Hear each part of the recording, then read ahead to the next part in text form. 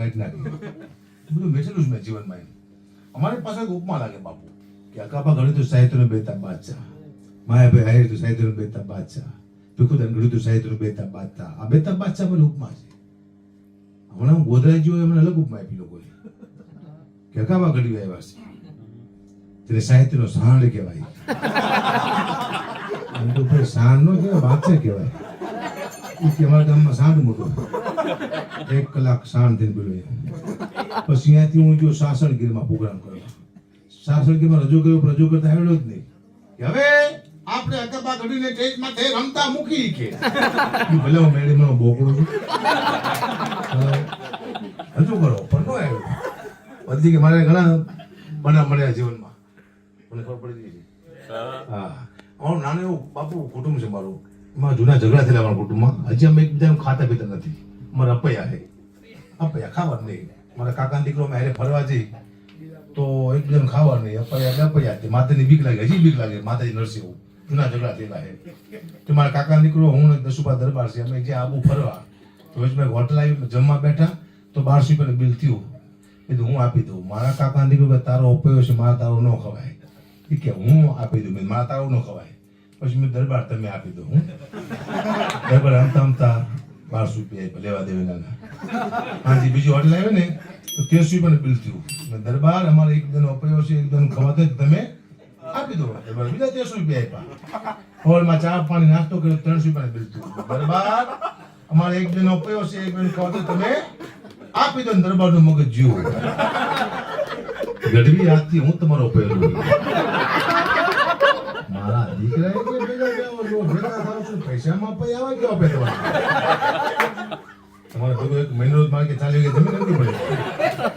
મારા પૈસા ખોટા મહિના ખતરનાક પૈસા છે મારા. અમને બીજો માળ મેં લીધો મકાનનો. તે દસુપા દરબારે મારા બહુ સુખી માણસ છે. મેં ફોન કરી મેં બાપુ રેતી લેવાની ક્યાં મળશે? મને કે રેતીનું હું જ કરું છું. બીજું 2 ગાડી લેવાની કે આવી જાય છે તારે પૈસા 1 રૂપિયા નથી લેવાનો, 2 ગાડી આવી જાય છે. મેં બીજો ફોન કર્યો કપચી લેવાની ક્યાં મળશે? એ હું જ કરું છું કપચી. 1 ગાડી લેવાની પૈસા બોલો, પૈસા નથી લેવાના, 1 ગાડી કપચી તાર આવી જાય છે. મેં ત્રીજો ફોન કર્યો બાપુ સિમેન્ટ ક્યાં મળશે? એ કે હવે તું લઈ લેજો. મારા દીકરા હોય કે સિમેન્ટ ને કપચી દાડી બધું અમારું ન હરામ ખોડો હોય કે તો કેમ વાંધો નહીં. દુનિયામાં મેં કીધું તાલનો યોગ ચાલે છે બાપુ, શબ્દનો યોગ હોય ગયો છે. આ દુનિયામાં એવી વસ્તુ હાલી ગઈ છે જેનો કોઈ અર્થ થતો. યુવાનો સાંભળ્યું છે એક વસ્તુ એવી આવી છે દુનિયામાં કે મતલબ જ ન થયો પણ બહુ કરોડો માણસો જોયું ને તમે સાંભળ્યું હશે ચીપ ટપાક ડમડમ. બહુ લોકો જોયું. અમે ઘડી ટમાક ડમડમ કરીને મરી ગયા. હું તો સાંભળતો હતો ચીપ ટપાક ડમડમ મજા હાલી ગયું. ખબર ન પડતી દુનિયામાં શું હાલે છે.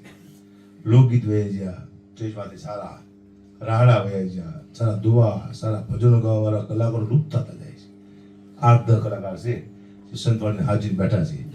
બાકી 2 ભજન કે તું મારા દિલોને પાતાળ તું એવું આવી જાય ખબર નહીં પડતી. અત્યારે હિન્દી ગીત આવી જાય, આ બધા આવી જોઈએ. હવે ધંધો છે આપણે કોઈ ન્યાય નહીં પાડતા. કારણ કે મને કોઈ નાના પડતું હું કોઈ ના પાડું. દાખલો આપી છે પણ એન્ડમાં સંતવાણીનો વિજય છે પાકા પાયે. એ આવું તો પડશે, ફરી પાછું તો સંતવાણીને આવવું જ પડશે. કારણ કે તમે જુઓ તો ખરા મોટી 5 સ્ટારમાં લોકો ખાવા જતા પેલા. હવે લોકો ઝૂંપડેવાળી હોટલમાં ફાણસું હોય માથે નરિયાઈમાં જમવા આવે. સુખી માણસો શું લેવાય નહીં, જેમ જૂનું બને છે તો એકવાર જૂનું લેવા માટે નવા માણસોને પાછું અહીંયા આવવું જ પડશે. ગમચી એન્ડમાં સંતવાણી જ તે પહેલા એવું હતું નારાયણ સ્વામી ગાતા હોય, કાંદાસ બાપુ ગાતા હોય, લોકો હારો ગાતા હતા કારણ કે બધાને ભજન આવડતા હતા. હવે મુદ્દો એ થયો છે કોઈને ભજન આવડતા નથી, એ મુદ્દો થયો છે. મુદ્દો એક શબ્દો લોકોને યાદ હતા, હાર ગાતા એમ.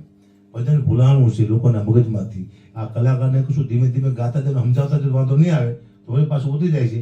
પણ આવશે સંતવાણી પાકા ભાઈ પાછી આવો જ પડે, નિયમ છે. એટલે એકાદ બાપુ બેલા